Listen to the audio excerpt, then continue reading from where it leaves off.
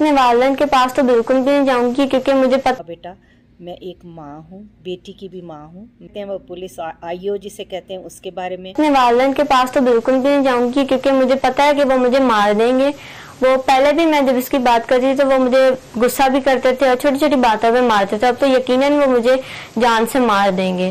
और मैं जो उनके पास तो बिल्कुल नहीं जाऊंगी। मैं जो दारुल अमान भी नहीं जाना चाहती, मैं ज़हीर के साथ ही रहना चाहती हूँ, क्योंकि मैं बालिग हूँ, मेरा निकाह जायज़ है, मैं इसके साथ रहना चाहती हूँ। मैं तो इसके बिना रह ही नहीं सकती, मैं तो मर जाऊंगी। तो ये मुझसे कभी भी बर्दाश्त नहीं होगा। सोचती भी हूँ तो मेरा दिल घबराना शुरू हो जाता है कि इस तरह ज़हीर जेल में होगा मेरी वजह से। वो भी हेलो, खुशामदीद कहती हूँ अपने चैनल में जिसका नाम है माँ का दर्द। और एक माँ ही दूसरी माँ का दर्द समझ सकती है। शुक्रगुज़ार हूँ आपके अच्छे अच्छे कमेंट्स के लिए। और किसी ने बहुत अच्छी बात लिखी कि एक माँ ही दूसरी माँ का दर्द जो है वो महसूस कर सकती है। तो बिल्कुल सही कहा आपने कि मैं दुआ ज़ारा के माँ बाप का दर्द महसूस कर सकती हूँ। जब शुरू में ये केस हुआ था तो मैंने उस वक्त भी एक वीडियो बनाई थी जो मुझे नहीं लगता कि उन तक पहुँची होगी। तो उसमें भी मैंने ये बात कही थी कि उस माँ की आंखों में जो आंसू हैं, जो तकलीफ़ है, वो मैं बहुत अच्छे से समझ सकती हूँ, क्योंकि मैंने अपना जवान बेटा खोया है। तो एक माँ के दर्द को मुझसे ज़्यादा तो कोई नहीं समझ सकेगा, या वही माँ समझ सकेगी जो इस दर्द से गुज़रे। हर रोज़ दुआ करती हूँ कोई इस दर्द से ना गुज़रे जो हम लोग हर रोज़ गुज़रते हैं। आज बात करेंगे जबरान नासिर के बारे में। आज बात करेंगे इस वीडियो में दुआ का जो नया इंटरव्यू आया है उसके बारे में। आज बात करेंगे जो पुलिस ऑफिसर हैं, आईओ जिनको कहते हैं, पता नहीं उनको किसने आईओ बना दिया, उनके बारे में। और आज बात करेंगे जज साहब के बारे में। तो हम शुरू करेंगे जबरान नासिर से, जो लॉयर हैं, बहुत अच्छा काम कर रहे हैं। मैंने अपनी पिछली वीडियो में बहुत दफ़ा ये बात कही कि वो बहुत अच्छे इंसान हैं और बहुत अच्छा काम कर रहे हैं। बहुत कम ऐसे हैं लॉयर्स जो इस तरह काम करते हैं, तो उन्होंने बहुत अच्छा काम किया। आज उन्होंने एक बहुत अच्छी बात की जो हमारे दिल को छू गई। वो ऐसे उन्होंने कहा कि दुआ ज़ारा का नाम नहीं लेना चाहिए। तो ये उन्होंने बहुत अच्छी बात की। ये कोई दर्दमंद इंसान ही ये बात कर सकता है, आम इंसान ये बात कभी सोचेगा भी नहीं। तो लेकिन मुझे ये है कि अगर हम, जैसे इस वीडियो में मैं दुआ के लिए पैगाम छोड़ना चाहती हूँ, तो मैं अगर उसका नाम नहीं लूँगी तो उसको कैसे समझ आएगी कि हम उससे बात कर रहे हैं, हम उसके बारे में बात कर रहे हैं, उसको कुछ समझाने की कोशिश कर रहे हैं, उसको कुछ कहने की कोशिश कर रहे हैं। तो उसका नाम तो लेना पड़ेगा। तो फिर मैंने सोचा कि पूरा नाम नहीं लेंगे, सिर्फ हम दुआ कहेंगे। उसका नाम बहुत प्यारा, मैंने पहले भी किसी वीडियो में कहा है कि कितना प्यारा नाम उसके माँ बाप ने रखा है, कितना प्यार करते हैं उसके माँ बाप। बहुत खुशकिस्मत बच्चे होते हैं जो अपने माँ बाप के प्यार के साया में पलते हैं। तो मैं ये उनको कहना चाहती हूँ कि उन्होंने ये बहुत अच्छी बात की है। फिर दुआ का इंटरव्यू मैंने देखा, वो उस टूथपिक के साथ, वो उसको कोई टूथपिक कहता है, कोई ज़िंदा लाश कहता है, उसके साथ। तो वो तो अब अपने आप को बचाने के लिए दुआ को जो है वो ऐसी बातें सिखा रहे हैं कि मैं अपने माँ बाप के पास नहीं जाना चाहती। दुआ बेटा, मैं एक माँ हूँ, बेटी की भी माँ हूँ। मैं आपको कहना चाहती हूँ कि कोई माँ बाप बच्चे जब गलती करते हैं तो वो उनको मार नहीं देते। देखें आपके पापा जो हैं वो कैसे वो कोर्टों में रुल रहे हैं, रो रहे हैं। आपकी माँ की तरसी हुई जो नज़रें होती हैं जब आप कोर्ट में आते हैं, पुलिस वाले आपको लेके आते हैं या दूसरे लोग आपको लेके आते हैं, मीडिया वाले देख रहे होते हैं, और आपकी माँ, कभी आपने देखा अपनी माँ की तरफ, अपने बाप की तरफ कि वो किन नज़रों से आपको देख रहे हैं। वो एक आपकी झलक देखने के लिए वो कैसे तरस रहे होते हैं। उनकी आंखों की तरफ देखो, उनकी काविशों को देखो कि कैसे वो कोर्टों में रुल रहे हैं। क्या वो आपको घर ले जाके मार देंगे? ऐसा कभी नहीं हो सकता। और पूरी दुनिया देख रही है आपको कि आप क्या कर रहे हो, क्यों आप इस तरह अपने माँ बाप को ख्वार कर रहे हो। मैं दूसरा लफ्ज़ नहीं बोलूँगी क्योंकि मैं नहीं चाहती कि आपके माँ बाप ऐसी वीडियोस देखें तो उनको और तकलीफ़ हो, जो वो ऑलरेडी इतनी तकलीफ़ में से गुजर रहे हैं। तो बेटा प्लीज़ आप अपने घर वापस चली जाएं। आपकी इज़्ज़त इसी में ही है कि आप अपने घर चली जाएं। अपने घर जाएं, अपने माँ बाप के साथ बात करें। जब आप इस उम्र में हो जाएंगी कि आपकी शादी होनी चाहिए, तो हो सकता है आपके माँ बाप उसी टूथपिक से ही आपके, वैसे तो वो आपके काबिल नहीं है, जो इस तरह का गलत काम करता है, जो बच्चियों को घर से भगा के लेकर के जाते हैं, वो कभी भी वो इज़्ज़त उनको दे ही नहीं पाते। ये हिस्ट्री है, ये सच है, ये दुनिया का बहुत बड़ा सच है कि जो बच्चियों को घर से भगा करके लेके जाते हैं, वो और उनका ख़ानदान और उनकी जो आने वाली नस्लें होती हैं, उनमें कभी भी उनको वो इज़्ज़त नहीं मिलती। जो माँ बाप अपनी बेटियों को रुखसत करते हैं तो उनको इज़्ज़त मिलती है। जो माँ बाप की मर्ज़ी से शादियाँ करते हैं तो जो इज़्ज़त, जो प्यार, जो वक़ार उनको उनसे, उनके ख़ानदानों से, उनकी आने वाली औलादों से, जनरेशन से मिलता है, वो कभी भी ऐसे भागी हुई लड़कियों को नहीं मिलता। ये हिस्ट्री है, आप खोल के देख लें, स्टोरियाँ देख लें, ड्रामे देख लें, अपने इर्द गिर्द नज़र डाल के देखें। आप अभी बहुत छोटी हैं, आप ये बात नहीं समझ पा रही। तो दुआ ज़ारा, दुआ प्लीज़ बेटा, आप अपने घर वापस जाएं, अपने वालिदैन के पास जाएं। सब लोग आपकी तरफ देख रहे हैं और जब आप इस तरह के बयानात देती हैं तो आप पे भी उंगलियां उठती हैं। क्या आपको अच्छा लगता है कि लोग आप पे उंगलियां उठाते हैं? तो आप मेहरबानी से, हम सब लोग, मैं सबसे इल्तिजा करती हूँ, हम सब हाथ उठा के दुआ भी करते हैं। जिस मज़हब से भी आप ताल्लुक़ रखते हैं, इसमें मज़हब का कोई चक्कर है ही नहीं है। तो सब दुआ हम आपके लिए कर रहे हैं कि आपको खुदा हदायत दे, नेकी की हदायत दे और आप अपने घर वापस जाएं और खुदा आपका नसीब अच्छा करे। इस तरह आप इस लड़के के साथ, इनके ख़ानदान के साथ रह के आपकी कोई इज़्ज़त ना है ना कभी होगी। ये बात मैं आपको बता रही हूँ, आपकी कभी इज़्ज़त नहीं होगी। वो लोग कभी भी आपकी कदर नहीं करेंगे। जिस तरह उन्होंने, देखें आपको उन्होंने किस हाल में रखा हुआ है।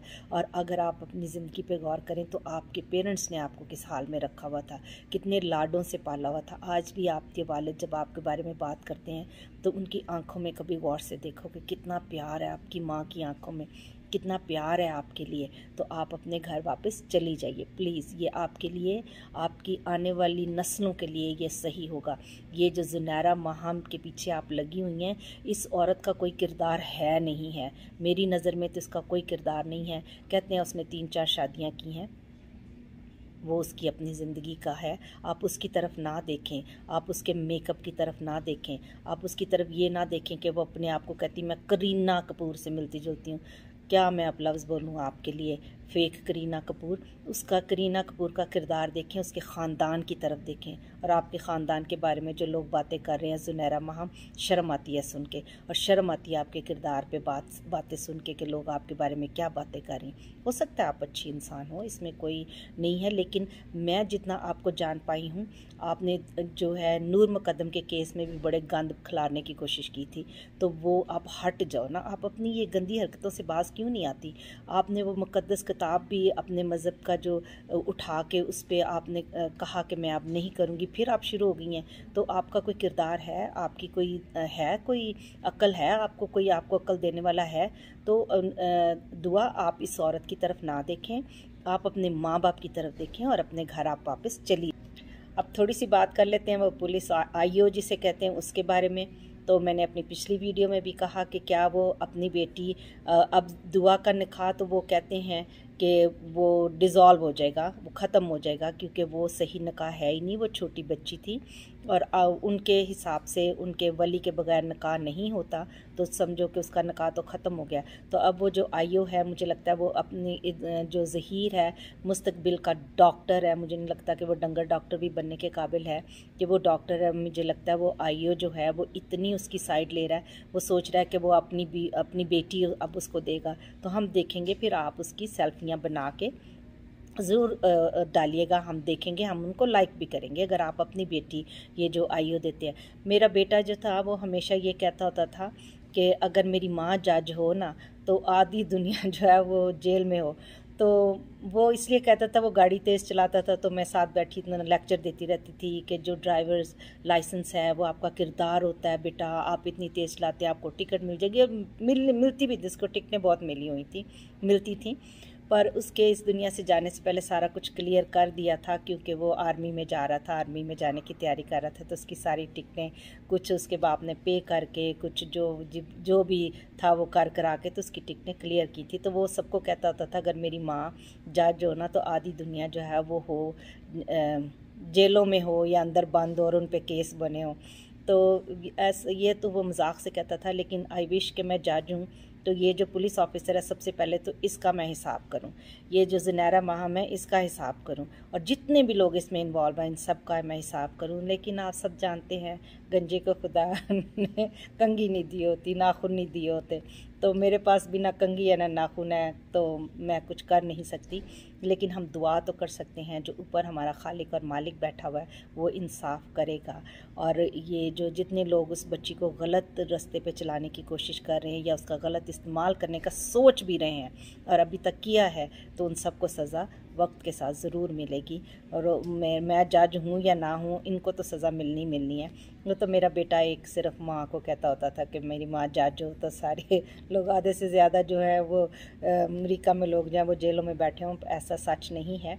अपने बच्चों का आप सब जानते हैं कि बच्चे जो होते हैं वो एक पौधे होते हैं, और अगर उनको ट्रिम ना किया जाए, उनकी जो इधर उधर की चीज़ें निकली होती हैं उनको ट्रिम ना किया जाए, तो वो एक जंगली झाड़ी बूटी बन जाते हैं। तो बच्चों को जो है वो साथ साथ माँ बाप को ट्रिम करना पड़ता है। तो अगर दुआ के जो माँ बाप हैं कभी उसको डांटते थे या माँ कभी एक आध ठोक भी लेती, मैं तो अपने बच्चों को खूब ठोक, हालांकि इस मुल्क में इजाज़त नहीं है, लेकिन मैं नहीं डरती थी। मैं जब मुझे देखती थी वो कुछ गलत करें तो मैं ठोक देती थी एक आध।